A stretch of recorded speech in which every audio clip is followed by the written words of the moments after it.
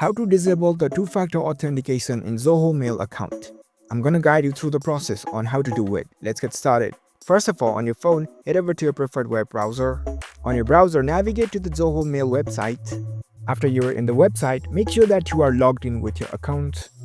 Once you are logged in, you will see this kind of web interface. Next up, you need to access your account settings. Here in the top right, you can see your account's icon. Tap on it. Select this My Account option. Once you're in the account space, at the top left corner you can see the 3 lines icon. Tap on it. Select this multi-factor authentication panel. It'll take you to this page where you can see this MFA modes option. This option is enabled right now, which means the multi-factor authentication is enabled. If you want to disable this, you simply need to tap on this toggle icon in the right hand side. It'll ask you for your confirmation if you really want to disable the multi-factor authentication. You can choose to disable. Tap on this. And there you go, the multi-factor authentication has been disabled successfully in your Zoho Mail account. If you found this video helpful, don't forget to give this video a thumbs up and subscribe to our channel for more tech tips. Thank you for watching.